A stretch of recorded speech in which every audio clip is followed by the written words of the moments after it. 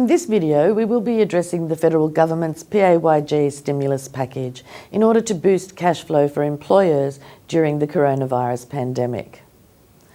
Under the latest announcement, small and medium-sized businesses and not-for-profit organisations will receive a temporary cash flow boost with an automatic payment or credit to be applied on forthcoming activity statement obligations of at least $20,000 and up to $100,000 for those businesses which have aggregated turnover of less than $50 million and that have employees.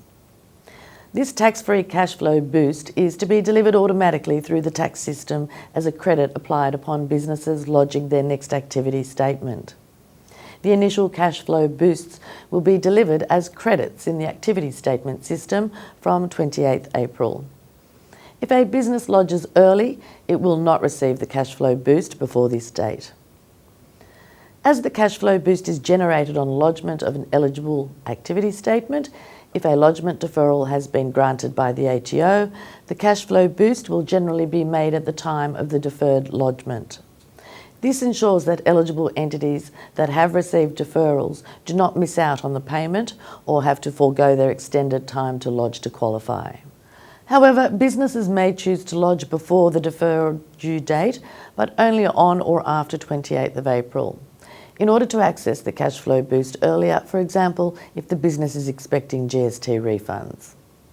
To be entitled to the cash flow boost, eligible entities need to lodge the relevant activity statements within 2 years of when the activity statements were due to be lodged.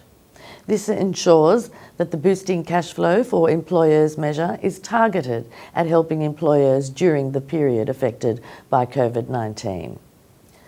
Businesses will be eligible to receive the cash flow boost provided they are a small or medium business entity, including not-for-profit organisations, sole traders, partnerships, companies or trusts that held an ABN on 12th March and continue to be active, has an aggregated annual turnover under $50 million and made eligible payments that the business is required to withhold from, even if the amount required is to be withheld is zero.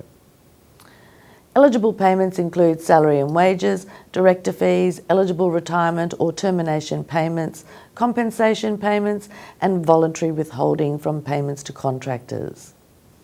In addition, the business must also have either derived business income in the 2018-2019 income year and lodged its 2019 tax return on or before 12th of March, or made GST taxable, GST-free or input tax sales in a previous tax period since 1st of July 2018 and lodged the relevant activity statement on or before 12th of March. The most recent income tax assessment for a prior year will generally determine whether a business is small or medium business entity. However, in the absence of any income tax assessments for prior years, businesses may still be eligible if the Australian Taxation Office can use other information it holds on the business to determine that it is a business and would have an aggregated annual turnover under $50 million. The ATO may also give a business further time to provide notice that business income or supplies were made. This will generally be the case where the business has a lodgement deferral in place. If the business did not have a lodgement deferral in place, it will not become eligible if the business lodges or amends returns for those periods. Eligible entities who received initial cash flow boosts will receive additional cash flow boosts for the periods June to September equal to the total amount of initial cash flow boosts received. This will be delivered in either 2 or 4 instalments depending on the reporting period. If the business lodges quarterly business activity statements, it will receive 50% of its initial cash flow boosts for each activity statement. If the business lodges monthly business activity statements, it will receive 25% of its total initial cash flow boosts for each activity statement. All cash flow boosts are tax-free and are not required to be paid back when the business's cash flow improves. However, if the business has been paid more cash flow boosts than it is entitled to, it will be required to repay the excess. The boost is not subject to GST as the business is not making or agreeing to make a supply for the payment. the business will still be entitled to a deduction for PAYG withholding paid. There is no effect on tax paid by employees in respect of their salary and wages.